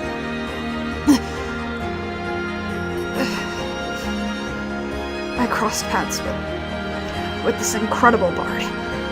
This one's gonna blow your mind, I'm sure. I'm sure. I didn't tell him not to push himself. He knew this own condition far better than me. I didn't have to tell him that continuing was a bad idea. My role was to be quiet and listen. Emian then sung for me a song he supposedly learned from the bard. I could sing What Are You Better Than This back then, he said with a strained laugh, before beginning the raspy ballad. Every note melted into a sort of indistinct flat buzz, but it was still somehow pleasant to listen to. Perhaps because I could imagine what his voice may have sounded like in its prime. A bright, optimistic, unwavering, powerful voice. All the more enchanting because it existed only in my imagination. As I listened to him sing, so much that I had kept sealed away slowly crept back to the surface. I felt like I was being whisked away into a far distant world by the tales of his exploits and the bard's song. With Emian, his hand held out, waiting to take mine. The words, "Let's set off to a new world, buddy," on his lips.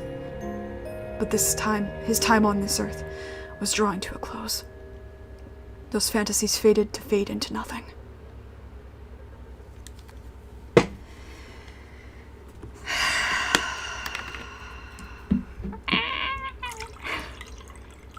Agony.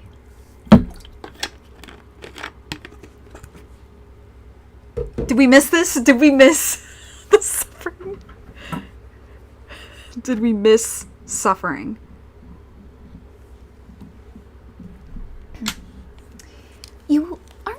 seriously going to make friends with him, are you? I thought you were better than that. Or do you think you'll get something out of this? Well, you're sorely mistaken. You've forgotten what you truly are, and gotten it into your head that you can be equals with him. Your heart brims with blight, and here you are, grasping at companionship, knowing full well it's but a fleeting illusion. What do you have to gain from forging a friendship with him? Already tired of me, are you, my dear? Very well, I shall take my leave. Despite what they may say, I'm a very kind-hearted girl. To those whose fates are sealed, that is. I pray you're blessed with wonderful dreams tonight. That night, I had a dream. Not a nightmare, nor a dream of the past. A warm, pleasant, slightly bittersweet dream. I hadn't had one like this in quite some time. An endless field stretched out before us. We pushed our way through the sea of waist-high grass, pressing onward toward the ever-distant horizon. A spring breeze whisked past, caressing my cheek. At my side stood a man beaming as bright as the sun. He had hair of deep scarlet, like the color of the setting sun. His eyes were unflinching, his lips showing strong resolve. His chest was smooth and muscular, and he had a musky scent. It was my first time seeing his face, but I knew exactly who he was. Not much farther now. The man spoke. My paradise is just up ahead. His lips curled up. It was a smile that might look condescending on any other face, but on his it seemed perfectly natural, not a trace of disdain. In fact, anything but a cocky smirk would have seemed out of place, which made reality that much more bitter. Here on the other side of the sea, in this beautiful land, no one will think less of us for anything. If someone happens to find out about you, no one's going to make a big deal out of it. And no one's going to be afraid of my disease. I was well aware of the fact that it was a dream, and I thought it was a rather cruel one. Imian was right. I did love adventure stories, and I did want to go on one of my own. This was the very thing I had wished for since I was a child. Two men setting out together, free from obligations, on a journey to see the world. Exploring the unknown and sharing that experience with a dear friend. But it could never happen. Not so long as I was who I was. And not so long as Imian was sick and on the verge of death. It was a dream we could never make come true, and no matter how badly we wanted it, no matter how hard we fought for it. It wasn't an entirely impossible dream, though. There was one part of it that could become reality. The two of us becoming friends. There was probably enough time before he died for me to get close enough to tell him how I really felt. That I just wanted a friend. That I wanted to be able to laugh and frown and get upset like an ordinary guy. Like him. There may be time, but that's not enough. I'd spent too much of my life isolated. I had almost irreversibly adapted to the solitude. Breaking through that shell would be no easy task, especially not with my unspeakable secret hovering over me. The very fact of my nature, which had transformed me from the namesake of an angel into an abominable demon that didn't deserve to live. Something I couldn't tell anyone, couldn't let anyone find out. Which meant that a normal friendship was impossible for me to form. And I knew that far too well.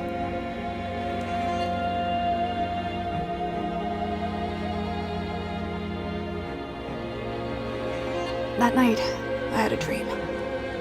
Not a nightmare, nor a dream of the past. A warm, pleasant, slightly bittersweet dream. I hadn't had one like that in quite some time. An endless field stretched out before us. We pushed our way through the sea of waist-high grass, pressing onward toward the ever-distant horizon. A spring breeze whisked past, caressing my cheek. At my side stood a man with a somewhat forlorn look on his face. He had long silver hair that fluttered in the wind. A darkness was visible beneath the pale of his eyes, and his lips were furled into a half-scowl. He was tall enough that I had to look up at him. The man furrowed his brow, as if to scorn the shining sun for daring to be brighter than the candlelight he was so used to. It was my first time getting a good look at him. I might have gotten some of the smaller details wrong, but he was still very distinctly the Michelle I knew. I pointed toward the horizon and said, "That's where our paradise awaits." He didn't seem to believe we would actually find anything, but he still joined me on my endless journey with nary a complaint. So all it takes is bringing him into my dreams to drag the cynicism out of him, huh? I thought. Then with a laugh I said, "We would make pretty good friends, don't you think?" His eyes swam for a few moments before he finally muttered a response. "Many years ago, I dreamed of having something like that." You gotta be a little bit more specific. "Like my two brothers." Keep going. "Someone I could share anything with, and can do the same with me. Someone who understands me without need of words." The classic image of a friend. Two guys have always got each other's backs. Michel crossed his arms and turned his head away. He might have even blushed, but I couldn't see it for sure. I had mixed feelings. Mostly I was glad to hear he felt that way, and I wanted to make that dream come true. It'll be just like that. You'll see, buddy. Another breath of wind blew past. I was pretty sure I was smiling. The way I always did. The way I always pretended to. My self-confident, utterly ruining the moment. Vacuous? Smirk. God damn it. God damn it, and these hard words. If we really got to know each other, there was no way we would ever be friends. True friendship was impossible to achieve between us, and I knew that far too well.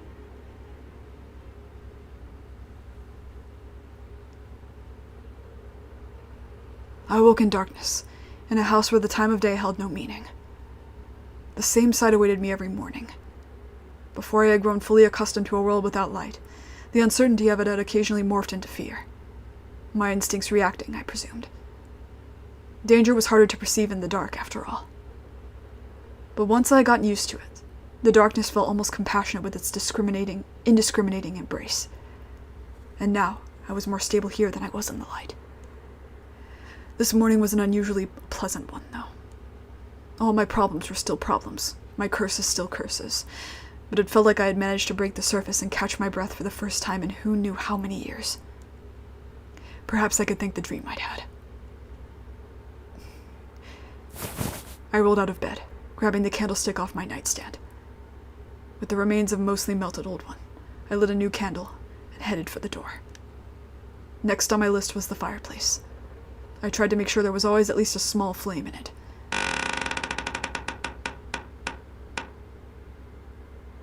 But as soon as I stepped out into the hall... What are you doing there? I found myself face to face with Imian. Although that wasn't an entirely accurate description, as he was slouched against the wall across from my door. Morton, Michel. I couldn't help but cringe at the sight of him, still insisting on keeping his everything is alright act. What are you doing? Seems pretty obvious to me. Well, it isn't to me.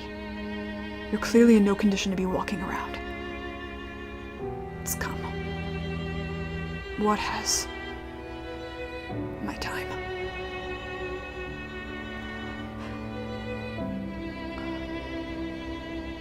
The light from the candle fluttered about, slightly offset from the trembling of my bony hand.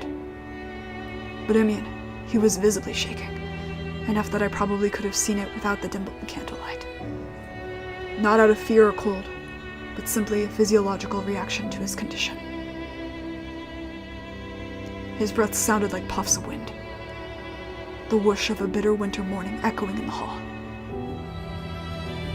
His arms and legs were so atrophied that if I didn't know better, I might think him a small tree withering away in the fierce cold at first glance. My gaze slowly drifted downward, stopping at his splayed arms. Blotches of red were visible on the palms of his hands. Did you cough that up? I almost reflexively made to draw nearer, but he stopped me after only one step. No, stay back. Don't touch me. You might catch it. We've been living here together, breathing the same air. If I were going to catch it, I would have already. The fact that I haven't shows that it's not an infectious disease. Maybe not.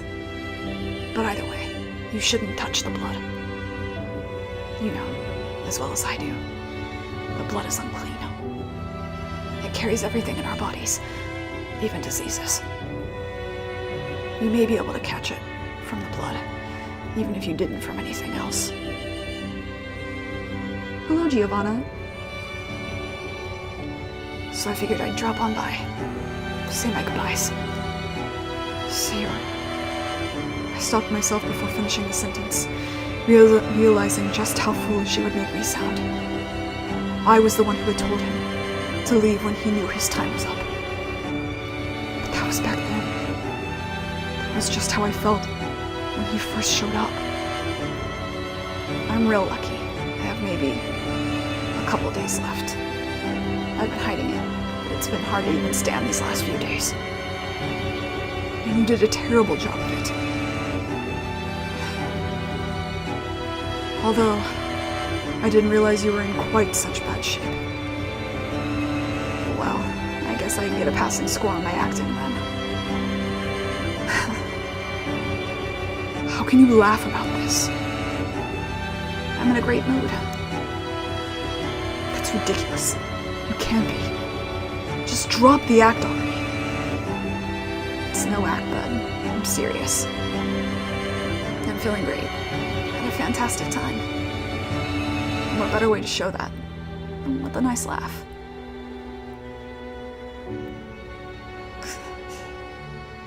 Looking down on this man laughing as death crept closer, I didn't feel pity or sorrow or anguish. I was angry. My chest clenched and my stomach lurched. Ah, how aggravating. There was something else there too. Some other way I could describe it. But I didn't know what the feeling was.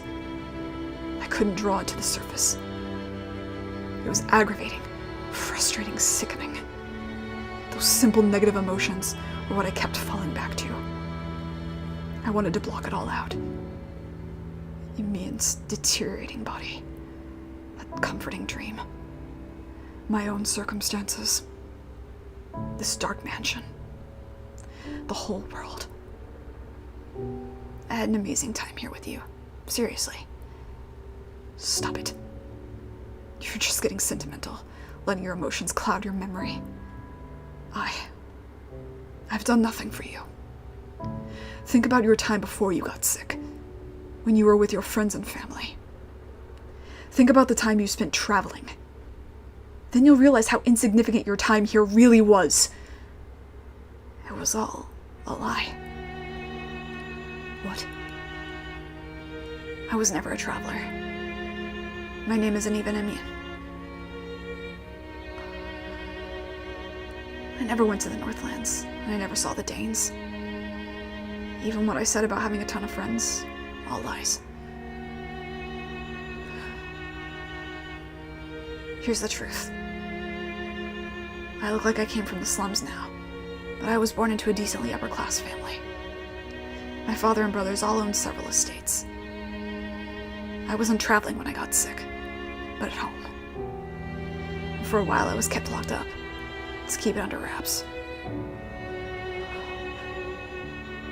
I spent my life doing everything asked for me for them, and they turned on me the second I caught this damn disease. The servants I thought respected me. The brothers I thought loved me. They all wanted nothing to do with me anymore. And before long they started saying it was punishment for my transgressions. That I was cursed to transform into a hideous monster because I deserved it. Real swell family, huh? The disease hadn't progressed this far then either. So I still looked, well, half decent at least. A pretty damn good looking guy if I do say so myself. So I used that to manipulate one of the maidservants into helping me escape. And that's how my life as a nomad really began. So while I was something of a traveler, I was carrying some pretty big luggage along with me. Everywhere I went, I was treated like garbage. The Amian you met, brimming with self-confidence, was all an act. I'm sorry for lying to you. Why? Why'd I pretend to be someone I'm not? Because... No, I don't care about that! Why didn't you say something sooner? Amian's story, his life, was painfully similar to my own. I'd been called a demon, mocked and insulted, made out to be a madman, and then locked away where no one could see me. Everyone had thought I had thought to be on my side turned against me. You should have told me. Cracks began to form in the thick shell I had spent so long building around myself. Sharp claws dug their way through the flesh of my heart, which I had thought long since numb. Thick blood seeped from within me. It was absurd. If anyone here was hurting, it was Amian. If I had known, I could have done something. Was that where I was going with this? That I could have told him about my own past. We could have bonded over our suffering. No, that wasn't how it would have gone. If Amian had told me what he had been through right off, I would have seen so much of myself in him that I had likely detested him for it. I wouldn't have wanted to get to know him better. I wouldn't have wanted to even see him. I suspected, pretty early on, that you'd been through something similar. That you weren't here of your own will. And from your mannerisms, that you came from a noble family. Which is why I didn't want to say anything. I didn't want you to think that was why I was here. I didn't stay, because we both led tragic lives. That's not why I found it so comfortable here. Everything about how I presented to you was a facade, which is precisely why I was able to be myself. I can't tell you how wonderful it felt for you to accept me for me. I didn't. You didn't have to do anything. That was enough to set me free. I could feel sweat trailing down the back of my neck. I couldn't follow along. Couldn't make sense of what he was saying. My heart was wavering, but I couldn't put any of it into words. What were you supposed to say to that? I hadn't the first idea. And with the way I'd lived my life, the way I'd closed myself off, I never would know. So I want to thank you. Goodbye, Michelle. Amian let out a long sigh, like his nerves had loosened all at once now that he had said his piece. He then climbed to his feet using the wall for support, letting out a couple muffled coughs, and started off down the hall, leaving me behind.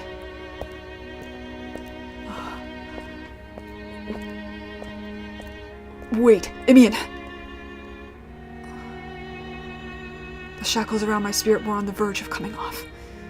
Everything I'd worked so hard to bury was bubbling to the surface. The man I had killed in order to survive in this empty darkness was being infused with life anew. I was opening myself up. Wait, I lied too. Or I mean, what I said then isn't true now. I don't want you to leave anymore. I don't care if you've only got a few days left. You'll last longer here than you will out there. So what, you're gonna take me in and nurse me? Exactly. I mean, it's damn tempting, but no thanks. Why? I'm sorry. Why? The first person I'd ever met who could possibly call an equal, a friend, was trying to withdraw from my life. Forever. Something inside me cracked, and something inside me formed anew. Morgana! Morgana! Morgana! I know you're listening! Michelle. Cure him, please! That's enough, Michelle. The witch isn't just a legend. She doesn't have a physical form, but she lives here in this mansion. And she's somewhere nearby watching everything. Really, it's okay. Believe me! I do believe you. Vivian. It's okay.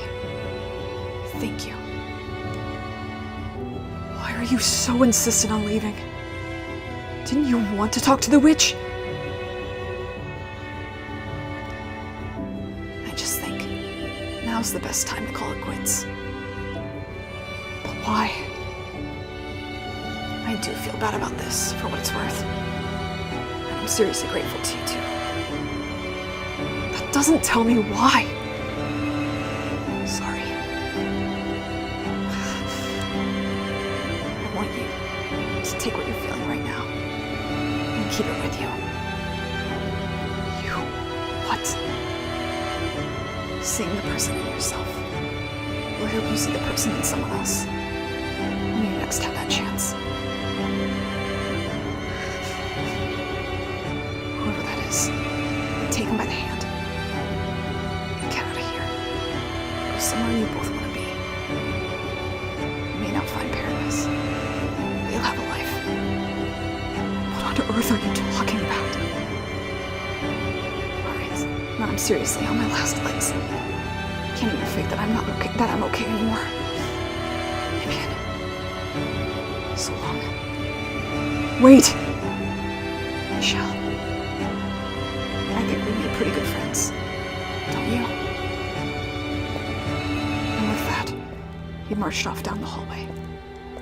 It was almost unbelievable how sure-footed he seemed compared to only a few moments earlier. And then I realized what it was. His final show of self-confidence. I could have easily caught up to him, but my feet seemed to be rooted into the ground. Maybe because I knew that even if I stopped him, it wouldn't stop me from losing him. Because anything I did would amount to nothing.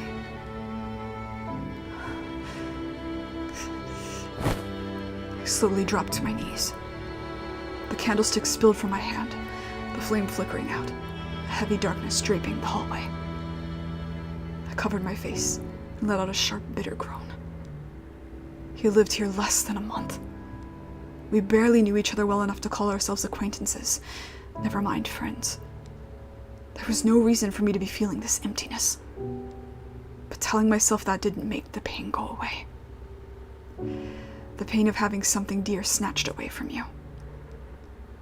A pain I had never, ever wanted to have experience again. I thought I could hear the witch cackling. Whispering that opening myself up only made me vulnerable. That bringing that dying man into my house was only ever going to leave me feeling all the more lonely. That I always belonged in darkness, not light.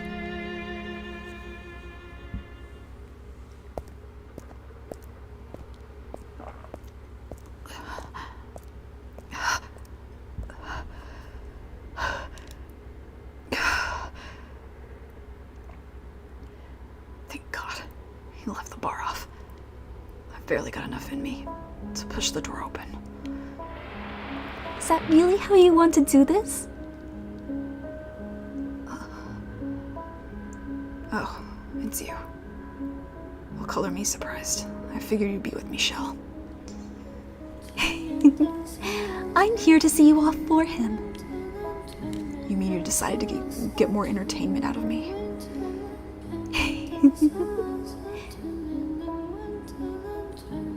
The girl with long braided hair stood before me. A smile spread across her lips. Her form was vague, almost a silhouette, and I couldn't make out any details. But I still knew exactly who she was. This wasn't my first encounter with the witch, after all. I've been able to see her and hear her voice since shortly after arriving at the mansion. When I'd told Michelle that I believed she existed, I wasn't just saying it. I knew. You're quite the seasoned liar. Making out like you're coming clean. And then replacing one set of lies with another. You can still go back and make it right. Tell him the truth and you'll have my wish. Think about it, my dear.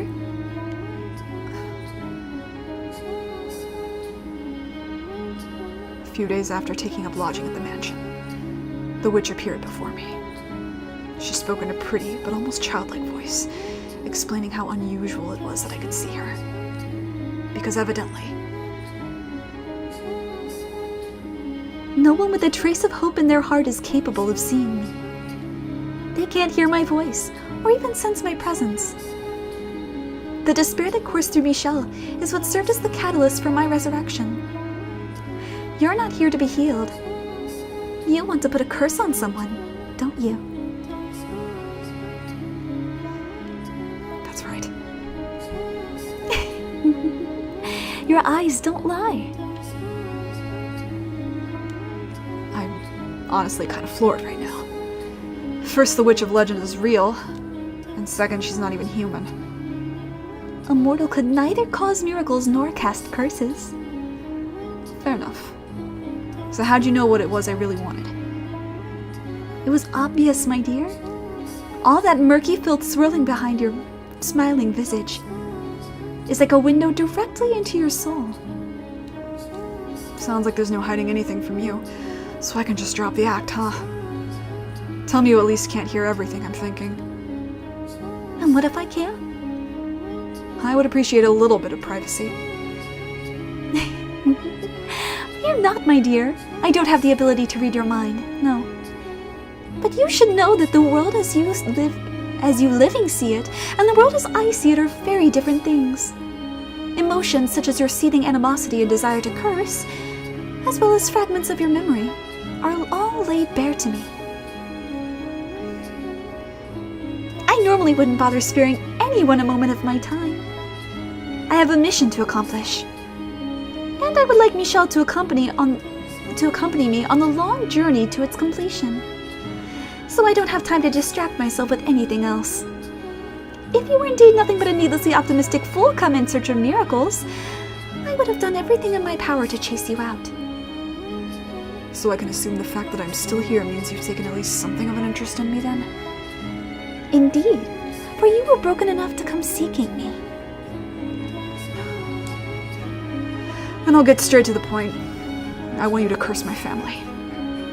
Every last one of those damn Castañers.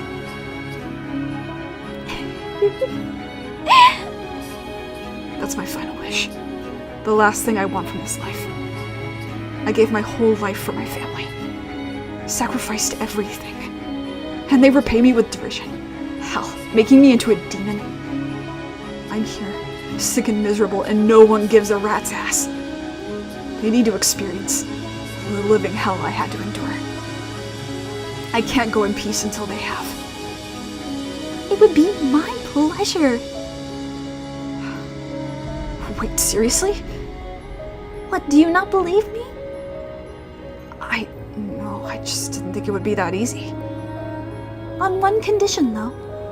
I will offer my sincerest wishes for your family's utter devastation, so long as you offer me something in return. Now that sounds more like the witch I was expecting. So what do you want from me? My life? A sack of gold? My resources are a bit limited, but let's hear it. Michel's spirit. Excuse me? I told you I wanted Michel to accompany me on my journey. But too much of his worldly concerns remain for him to be of any use to me right now. He still racks his mind over trifling drivel. That's stone-faced Michel. He has actual worries. It's all an act. For now, that is. I want you to crush his spirit, transform him into something more fitting for my purposes, and then I will make your wish mine. That sweet voice makes what you're asking for all the more frightening. So how do I go about it? Start by using your head, my dear. It was worth a shot. That said, I will give you a hint. You have at your disposal everything you need to become exactly what he desires most. It didn't take long around Michel to figure out what the witch meant. Sorry, I didn't mean to call you a wench, Morgana. I'm real sorry. There was one thing he very clearly sought. It was something I was, presently, capable of making myself into. I had everything one would need to slip through the cracks in the wall around his heart. I was on the verge of death. I didn't know a thing about him or his personal life. And I was a man. Michel seemed to have trust issues when it came to women. He had no interest in a lover or a romantic partner, but a peer, a male friend. I guessed Michel had probably been subjected to countless betrayals over the years. His mother, father, siblings, loved ones. But probably never at the hands of a friend. I doubted he had had a real friend before. So Morgana's proposal was for me to become his friend, and then to betray him. There's still time for you to go back in there and reveal everything. To see your wish to fruition. You could even ask for a miracle instead of a curse. To rid what ails you. Don't bother. I'm not interested in any of that anymore. I'm just going to go back out into the forest and die. So no, you won't get me to go back there. I don't understand. What on earth brought you to this decision? I stopped caring about getting back at my family. That hatred was what had kept me going for so long. It was what had driven me to wander in search of the cursed mansion. I had, in service of it, feigned getting friendly with Michel. Until at some point, it stopped being fake. I had found something more valuable than petty vengeance. I wanted to live the rest of my life, and then die for that. With a bit more time, maybe I could have even told him that he'd pulled me up from such a dark place. And then, were it within my power, I'd like to have done the same for him. But that was a dream beyond my reach. He would have to remain in his darkness for a while yet. I can understand losing interest in cursing them, but you're ignoring the other part of my offer. That I could wish for a miracle. Perhaps you don't believe the cursed witch can perform miracles. But you would be mistaken, my dear. In life, do you know what I was called? A saint.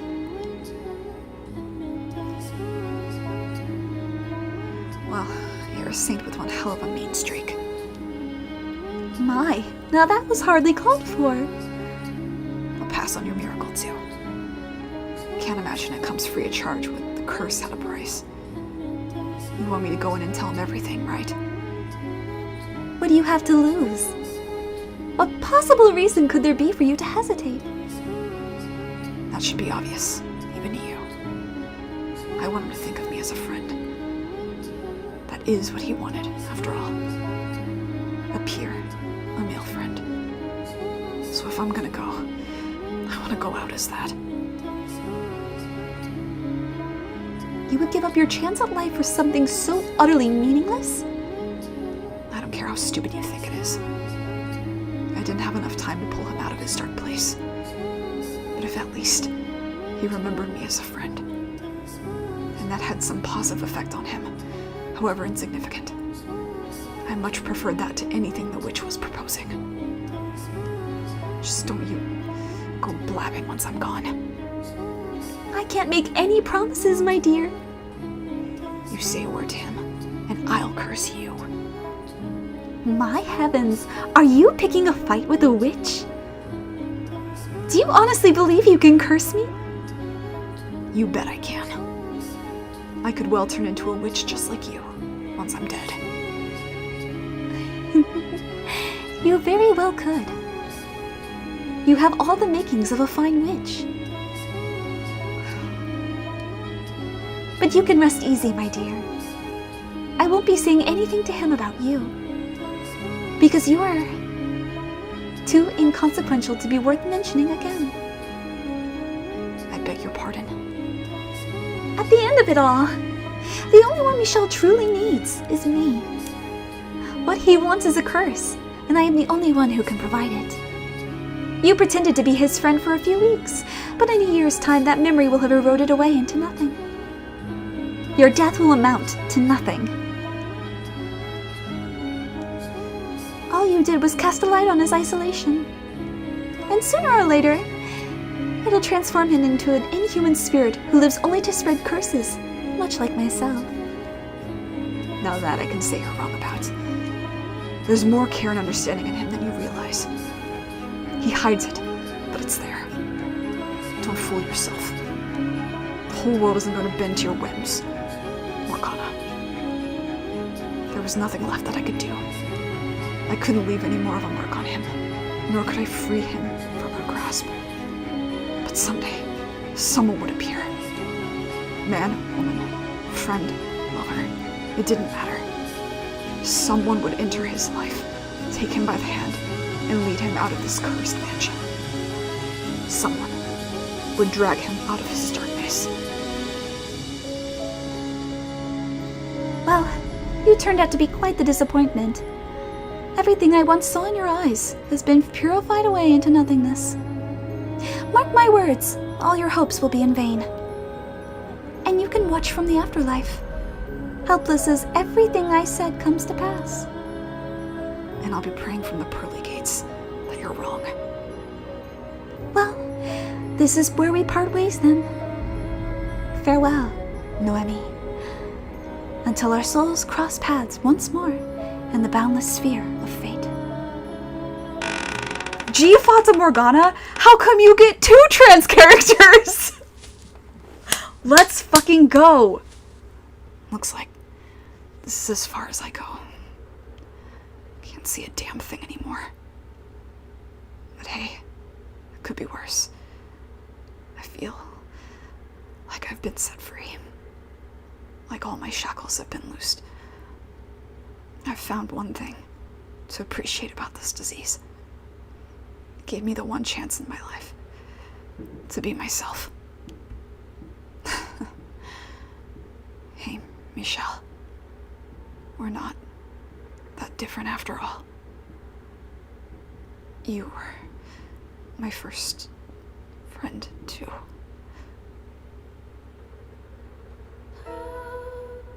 My real name was Noemi Castagnier. Emian, the name I went by, was just my first name spelled backwards, but truth be told, I was pretty fond of it. Anything else I might have come up with would have probably given away my gender straight off. Nearly everything I told Michelle was a lie.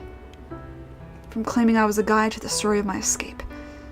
I hadn't used my good looks to trick a maidservant into helping, but instead manipulated a manservant. Looking back on it now that it was all over, I felt like the fake me, Emian, was more me than the real thing. I'd always felt constricted my whole life. Nothing but barriers, from the day I was born. I loved playing music, writing stories, running, riding a horse, swinging a sword. Anything that gave me some sort of freedom. But I was only allowed that until I was about 10 years old. At which point, my life became training in everything I needed to be married off to some noble man. I still remembered those days vividly. Sitting stone still, staring out the window while I had my portrait painted.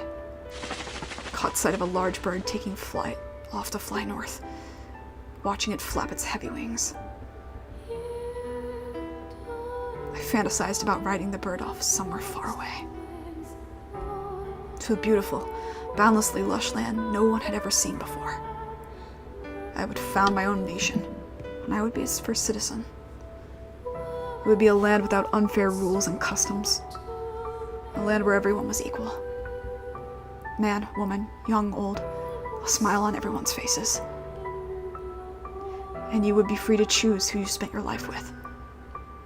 There would be no nobility, and there would be no slaves. And in this land, I would finally be able to find my true self.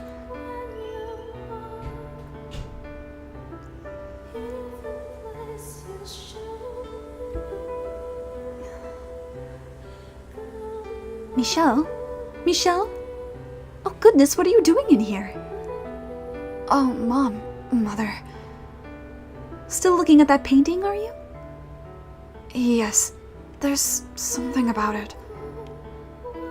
You agree with me, don't you? It's a wonderful proposition, but your brothers never seem to want to listen to me. We'll have to return the painting to the Castagnets. After all, they went through all the trouble. Indeed. But all that aside, it's time for supper, Michel. We're celebrating Didier's return tonight, so don't you dawdle. You need to be there and show him how much you love him. Yes, Mother. I will be right down. Don't keep us waiting. It's been bothering me. Why I couldn't take my eyes off the painting of the Castagnier girl. But I think I figured it out. That forlorn look in her eyes. There was more than resignation in those eyes. A trace of longing lurked within them as well. She was looking out at a faraway world, distant not only in physical location from our own, but in time as well. A boundless dream dwelled in her heart. I found myself slipping into her place, fantasizing about that same distant land. A place where I was allowed to be myself. And if by some chance I were able to make it there, would I find you there, Noemi?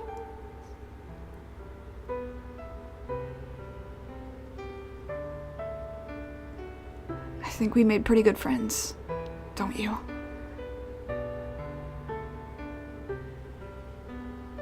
Those were his last words before disappearing into the darkness. Their time together was brief, and they knew nearly nothing of each other. So could they be friends, called friends at all? Could you be friends with someone so nearly a stranger you didn't know where they came from, who they truly were beneath the surface? Had they known, though, were they aware of each other's inner selves, never would they have been able to become friends at all. We made pretty good friends.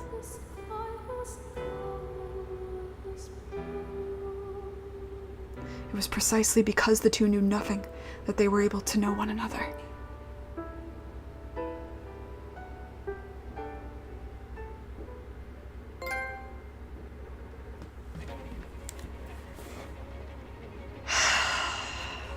How are we feeling, Fata Morgana Nation?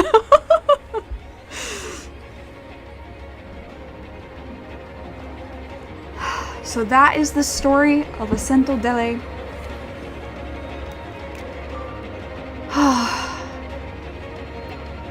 Amian, love you. Love you, you're so valid. You're so valid. Man, I don't even know what else to say after that. Yeah, oof is a good way to describe it. Big oof. I hope you enjoyed it. Fata Morgana really said 2 trans characters.